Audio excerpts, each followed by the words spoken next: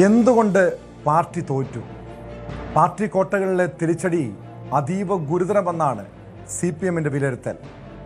കണ്ണൂരിലെയും കാസർകോട്ടെയും ഉറച്ച സീറ്റുകളിൽ party കേഡർമാരുടെ vote പോലും UDF-ലേക്ക് പോയി എന്നാണ് വിലയിരുത്തൽ. മുഖ്യമന്ത്രിയോടും ഭരണത്തോടുമുള്ള എതിർപ്പിനൊപ്പം സംസ്ഥാന സെക്രട്ടറി MV ഗോവിന്ദനെതിരെയുള്ള അമർഷവും തിരിച്ചടിയായിട്ടുണ്ടെന്നാണ് അഭിപ്രായം. MV ഗോവിന്ദനെ മാറ്റണമെന്ന ആവശ്യവും ശക്തമാവുകയാണ്. സ്ഥാനാർത്ഥി നിർണയത്തിൽ വീഴ്ച വരുത്തിയ സംസ്ഥാന സെക്രട്ടറിയെ മാറ്റണമെന്ന് CPI-യിലും ആവശ്യമുയരുന്നു. വിവരങ്ങളുമായി BV അരുൺ ചേരുന്നുണ്ട്.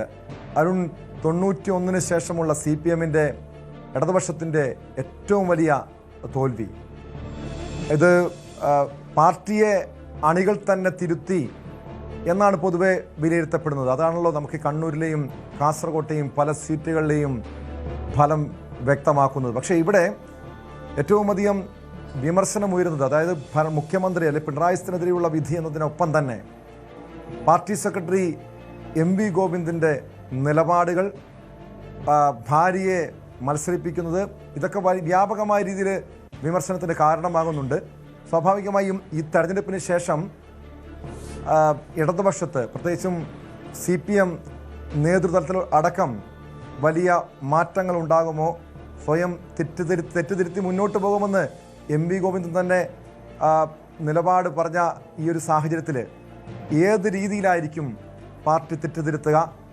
ഇത് വരും ദിവസങ്ങളിൽ തന്നെ പാർട്ടിയുടെ നേതൃയോഗങ്ങൾ ചേരുമോ? മറ്റു നടപടികൾ എന്തൊക്കെയായിരിക്കും?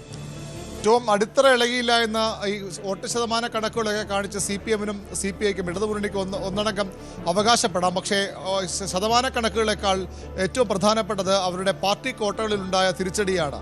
പ്രത്യേകിച്ച് കണ്ണൂരിൽ ധർമ്മടത്ത് പിണറായി വിജയൻ എന്ന CPM-ന്റെ ഏറ്റവും ശക്തനായ നേതാവ് ധർമ്മടം പോലെ CPM-ന്റെ ഉറച്ച കോട്ടയിൽ 6 റൗണ്ട് പിന്നിൽ പോകുന്നു. അത് സംസ്ഥാന തലത്തിൽ അറിയപ്പെടുന്ന ഏതെങ്കിലും പ്രധാനപ്പെട്ട നേതാവൊന്നുമല്ല. അവിടെ പ്രാദേശികമായി മാത്രം അറിയപ്പെടുന്ന ഒരു കോൺഗ്രസ് നേതാവിന് മുന്നിൽ ഇന്നലെ അദ്ദേഹത്തിൻ്റെ പരാധീനതകളും പരിമിതികളും ഒക്കെ പറഞ്ഞതാണ്. പ്രധാനപ്പെട്ട നേതാവ് പോലും അവിടെ പ്രചരണത്തിന് UDF-ന് വേണ്ടി വന്നില്ല എന്നൊക്കെ പരാതി പറഞ്ഞ് അത്തരത്തിൽ ഒരു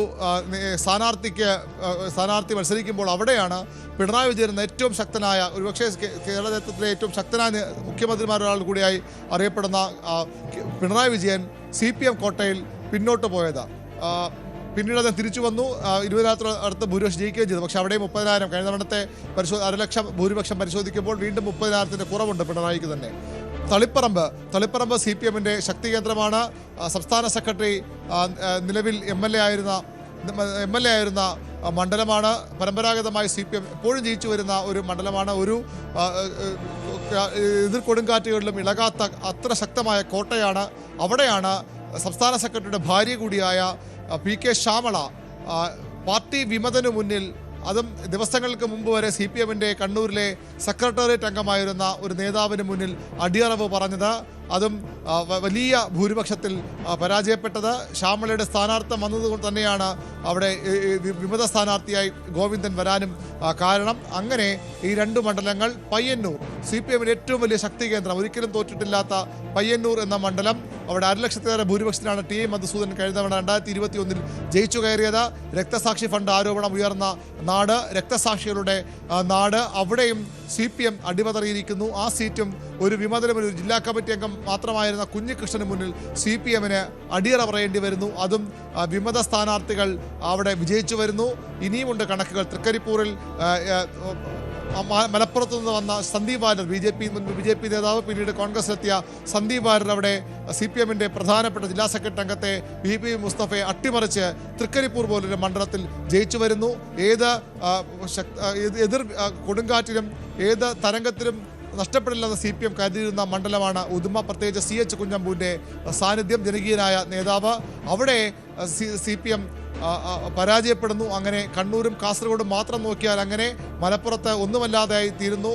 ആലപ്പുഴ CPM-ന്റെ വിപ്ലവ മണ്ണാണ്, VS-ന്റെ നാടാണ്, P കൃഷ്ണപിള്ളയുടെ നാടാണ്. അവിടെ സംഭവിച്ചത് കൂടി ഏറ്റവും ശ്രദ്ധിക്കേണ്ട ഒരു കാര്യമാണ്. അവിടെ G സുധാകരൻ വിമത ശബ്ദം ഉയർത്തി പുറത്തു പോകുന്നു, സ്ഥാനാർത്ഥിയാകുന്നു, ജയിച്ചു വരുന്നു. സുധാകരൻ മാത്രമല്ല, സുധാകരനെ വെല്ലുവിളിച്ച സലാമും അതുപോലെ തന്നെ പ്രതിഭയും ഒക്കെ പരാജയപ്പെടുത്തി, പി പി ചിത്രരഞ്ജനുമൊക്കെ പരാജയപ്പെടുന്നു.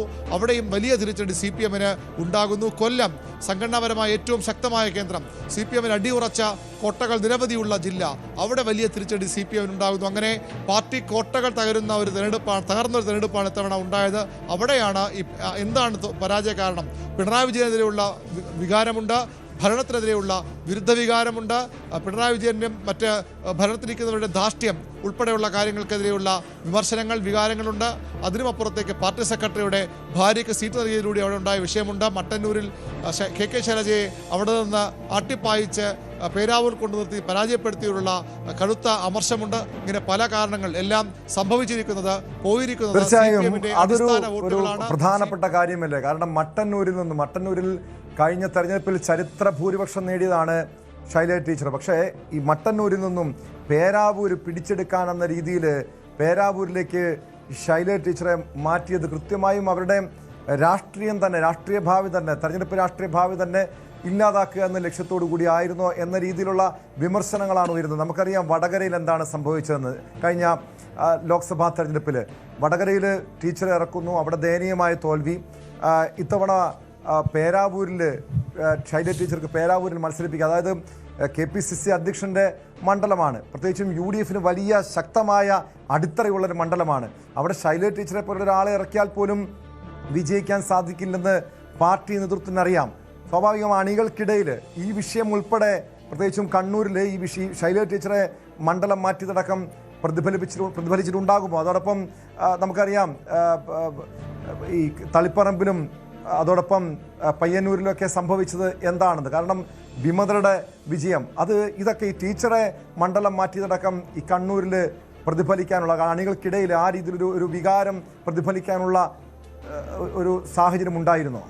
തീർച്ചയായിട്ടും അത് പ്രത്യേകിച്ച് മട്ടന്നൂരിലാണ്. മട്ടന്നൂരിൽ CPM ഇതുപോലെ ഏറ്റവും വലിയ ഭൂരിപക്ഷം CPM ജയിക്കാൻ പറ്റുന്ന മണ്ഡലമാണ്. അവിടെയാണ് ചന്ദ്രൻ തില്ലങ്കരി എന്ന UDF സ്ഥാനാർത്ഥി, കോൺഗ്രസ് സ്ഥാനാർത്ഥി പല തവണ ലീഡ് പിടിച്ചത്. CPMൻ്റെ യുവജന നേതാവ് DYFയുടെ സംസ്ഥാന സെക്രട്ടറി VK സനോജാണ് മത്സരിച്ചത്. പക്ഷേ സനോജിൻ്റെ ഭൂരിപക്ഷം മട്ടന്നൂരിൽ ശൈലജയൊക്കെ നേടിയ ഭൂരിപക്ഷം താരതമ്യം ചെയ്യുമ്പോൾ തുലവും കുറവാണ്. അവിടെ വോട്ടുകൾ പോയിട്ടുണ്ട്. അവിടെയും പോയത് പാർട്ടി വോട്ടാണ്, കേഡർ വോട്ടാണ്. ഒരുപക്ഷെ പ്രാദേശിക നേതാക്കളുടെ വോട്ട് പോലും കോൺഗ്രസിൽ അല്ലെങ്കിൽ വിമത സ്ഥാനാർത്ഥികളിലേക്ക് പോയി എന്നത് അവിടെ നേതാക്കൾ തുറന്ന് സമ്മതിക്കുകയാണ്. ശൈലജയെ പേരാവൂർ പിടിച്ചെടുക്കാനെന്ന പേരിൽ അവിടേക്ക് ആട്ടിപ്പായിക്കുകയായിരുന്നു എന്ന വികാരം അവിടെ ശക്തമാണ്.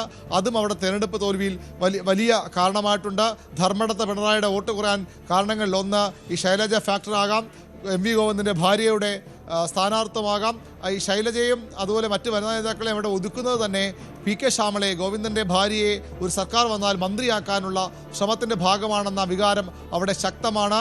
അതുകൊണ്ടാണ് PP ദിവ്യക്കെതിരെ നേരത്തെ ഒരു വലിയ ആരോപണമൊക്കെ വരുമ്പോൾ അവരെ നടപടിയെടുത്ത് മാറ്റി നിർത്തി വീണ്ടും ജനാധിപത്യ മഹിളാ അസോസിയേഷനിൽ നിന്ന് പോലും അവരെ പുറത്താക്കിയതിന് കാരണം അവിടെ ഇനി ഒരു വനിതാ നേതാവ് ഉയർന്നു വരികയാണെങ്കിൽ PK ശ്രീമതിക്കും KK ശൈലജയ്ക്കും ശേഷം അവിടെ നേതാവ് വരികയാണെങ്കിൽ അത് PK ശ്യാമള ആകണമെന്ന ചിലരുടെ നിർബന്ധ ബുദ്ധിയാണ്. അതിൻ്റെ പേരിലാണ് മറ്റു വനിതാ നേതാക്കളോട് ഒതുക്കിയതെന്ന ആരോപണവും വിമർശനവും ഒക്കെ അവിടെ ശക്തമാണ്. നാളെ CPMൻ്റെ സംസ്ഥാന സെക്രട്ടേറിയറ്റ് ചേരുന്നുണ്ട്, പിന്നീട് സംസ്ഥാന സമിതി ചേരും, ജില്ലകളിൽ സെക്രട്ടേറിയറ്റുകളും ജില്ലാ കമ്മിറ്റികളും ചേരും. വലിയൊരു കലാപ സമാനമായ സാഹചര്യം കണ്ണൂരിലുണ്ട്. പാർട്ടി നേതൃത്വം തിരുത്താൻ അണികൾ വോട്ടിലൂടെ തീരുമാനിച്ചു.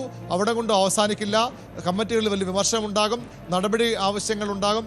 ഇന്ന് P. ജയരാജൻ സംസ്ഥാന സമിതി അംഗമൊക്കെ തിരുത്തിയേ മുന്നോട്ട് പോകാനാകൂ, അല്ലാതെ പോകാൻ കഴിയുന്ന മുന്നറിയിപ്പ് ഫേസ്ബുക്ക് കുറിപ്പിലൂടെ നൽകിക്കഴിഞ്ഞു. CPM സംസ്ഥാന സെക്രട്ടറി ആയിരുന്ന ജനകീയ നേതാവായിരുന്ന കോടിയേരി ബാലകൃഷ്ണൻ മകൻ ബിനീഷ് കോടിയേരിയുടെ കഴിഞ്ഞ ദിവസത്തെ ഫേസ്ബുക്ക് പോസ്റ്റ് വളരെ ശ്രദ്ധേയമായിരുന്നു. പിണറായി വിജയൻ ഇനിയും ഉണ്ടാകാം, മുഖ്യമന്ത്രി പിണറായി വിജയൻ ഇനിയും ഉണ്ടാകാം, പക്ഷേ കോടിയേരി ബാലകൃഷ്ണൻ പോലൊരു പാർട്ടി സെക്രട്ടറി ഉണ്ടാകില്ല, അത് എളുപ്പമല്ല എന്ന് പറഞ്ഞുകൊണ്ട് ബിനീഷിൻ്റെ ഒളിയമ്പ് വളരെ കൃത്യമായി അത് MV ഗോവിന്ദനിൽ തറയ്ക്കുന്നതാണ്. പോരാളി ഷാജി എന്ന സാമൂഹ്യ മാധ്യമ അക്കൗണ്ട് പോലും, CPMൻ്റെ സൈബർ പോരാളി പോലും വിജയത്തിൻ്റെ ക്രെഡിറ്റ് നൽകിക്കൊണ്ട് MV ഗോവിന്ദനെയും PK ശ്യാമളയുടെയും ചിത്രം ഫേസ്ബുക്കിൽ ഇട്ടു. അങ്ങനെ നിരവധി ആളുകൾ MV ഗോവിന്ദനും മുഖ്യമന്ത്രിക്കുമൊക്കെതിരെ ശക്തമായ നിലപാടെടുത്ത് രംഗത്ത് വരികയാണത് ഒരുപക്ഷെ സംസ്ഥാന നേതൃയോഗങ്ങളിലും ജില്ലാ നേതൃയോഗങ്ങളിലും ഒക്കെ പ്രതിഫലിക്കും. CPMൽ ഇപ്പോഴത്തെ അധികാര ശ്രേണിയുടെ ഒരു അഴിച്ചുപണിയിലേക്ക് പോലും കാര്യങ്ങൾ കൊണ്ടുപോകാൻ അതിടയാക്കും. ഏറ്റവും ഒരു കാര്യമുള്ളത്, ഈ പ്രശ്നങ്ങൾ CPMൽ മാത്രമല്ല CPIയിലുമുണ്ട്. 17 സീറ്റുണ്ടായിരുന്ന CPI 8 ചുരുങ്ങി. ആ ചുരുങ്ങിയതിന് കാരണം സംസ്ഥാന സെക്രട്ടറിയുടെ തെറ്റായ ഇടപെടലാണ്. സംസ്ഥാന നേതൃത്വത്തിന്റെ സ്ഥാനാർത്ഥി നിർണയത്തിലെ തെറ്റായ നീക്കങ്ങളാണെന്ന വിമർശനം ശക്തമാണ്. നാളെ CPIയുടെ സംസ്ഥാന സെക്രട്ടേറിയറ്റും എക്സിക്യൂട്ടീവും ചേരുന്നുണ്ട്. അടൂരിൽ നല്ലൊരു സ്ഥാനാർത്ഥി ഉണ്ടായിട്ട് അത് പരിഗണിക്കാതെ ഒരു വനിത കൂടി വേണമെന്ന നിലപാടുമായി എടുത്തുകൊണ്ട് ബിനോയ് വിശ്വം അവിടെ ഒരു സ്ഥാനാർത്ഥിയെ കൊണ്ടുവന്നു. അവിടെ വലിയ പരാജയമുണ്ടായി. GS ജയലാൽ എന്ന ഒരു 3 തവണ ജയിച്ച ആളാണ്. അവിടെ ഈ മാനദണ്ഡത്തിൻ്റെ പേര് അദ്ദേഹത്തെ മാറ്റി അവിടെ BJP അധികാരം പിടിക്കുന്നു. അങ്ങനെ പറയുമ്പോൾ ആ മാനദണ്ഡം വിജയിച്ചു എന്നാൽ പാർട്ടി തോറ്റു എന്ന ഒരു പരിഹാസം പല നേതാക്കളും അതുമായി ബന്ധപ്പെട്ട് പറയുന്നു. നാദാപുരത്ത് CN ചന്ദ്രനെ പോലുള്ള മുതിർന്ന നേതാവ്, അവിടുത്തെ കോഴിക്കോട്ടെ മുൻ ജില്ലാ സെക്രട്ടറി ഗവാസിനെ പോലുള്ള പേരുകൾ ഉണ്ടായിട്ടും അവിടെ വസന്തത്തെ പരിഗണിച്ചു. അത് വലിയ തിരിച്ചടിയിലേക്ക് പോയി. CPM പോലും അവിടെ ആ സ്ഥാനാർത്ഥിയെ മാറ്റണമെന്ന ആവശ്യം മുന്നോട്ട് വച്ചാണ്. പക്ഷെ അതൊന്നും പരിഗണിക്കാതെ അവിടെ സ്ഥാനാർത്ഥിയെ കൊണ്ടുവന്നു. പീരുമേട് അത്തരത്തിൽ ജയിക്കാവുന്ന സീറ്റ് കളഞ്ഞു കുളിച്ചു എന്ന വിമർശനം പീരുമേടുണ്ട്. അങ്ങനെ 4 or 5 സീറ്റെങ്കിലും വളരെ അനായാസം ജയിക്കാമായിരുന്നത് നേതൃത്വത്തിന്റെ പിടിപ്പുകേട് കൊണ്ട് നഷ്ടപ്പെട്ടു. ബിനോയ് വിശ്വം മാറണമെന്ന ആവശ്യവും ശക്തമായ ഒരുപക്ഷെ നാളെ ആരംഭിക്കുന്ന നേതൃത്വങ്ങൾ ഉയർന്നു വന്നേക്കാം. ചുരുക്കി പറഞ്ഞാൽ 2 കമ്മ്യൂണിസ്റ്റ് പാർട്ടികളുടെയും സംസ്ഥാന സെക്രട്ടറിമാരുടെ നില അത്ര ശുഭമല്ല. അവർ രണ്ടുപേരും പരിങ്ങലിലാണ്. സാധാരണഗതിയിൽ പാർട്ടി സെക്രട്ടറിമാരെ ഒരു സമ്മേളന കാലയളവിൽ മാറ്റാറില്ല. പക്ഷേ ഇപ്പോൾ തെരഞ്ഞെടുപ്പ് തോൽവിക്ക് പിന്നാലെ CPM-ലും CPI-ലും വലിയ പൊട്ടിത്തെറികൾ സംഭവിക്കുന്നുണ്ട്. നേതൃത്വത്തിനെതിരെ അണികളും അതോടൊപ്പം മറ്റ് താഴേക്കിടയിലെ രാഷ്ട്രീയ പാർട്ടി നേതാക്കളും ഗുരുതര ആരോപണവുമായി രംഗത്തെത്തുന്നു. നേതൃമാറ്റം വേണമെന്ന ആവശ്യം ഉന്നയിക്കുന്നു. CPM-ഉം CPI-യും RJD-യും ഒഴിച്ചു നിർത്തിയാൽ ഇടതുമുന്നണിയിലെ മറ്റു പാർട്ടികളെല്ലാം സംപൂജിതരാകുന്ന അവസ്ഥ. അതായത് ഒരാൾ പോലും ജയിക്കാത്ത സാഹചര്യം. 12 സീറ്റിൽ മത്സരിച്ച മാണി ഗ്രൂപ്പ് 1 സീറ്റിൽ പോലും ജയിക്കാത്ത സാഹചര്യം. അത്രയ്ക്കും വലിയ തിരിച്ചടിയാണ് ഇക്കഴിഞ്ഞ തെരഞ്ഞെടുപ്പിൽ, നിയമസഭാ തെരഞ്ഞെടുപ്പിൽ ഇടതുമുന്നണിക്കുണ്ടായത്. കൂടുതൽ വാർത്തകൾക്ക് News 18 Keralam YouTube channel subscribe ചെയ്യുക.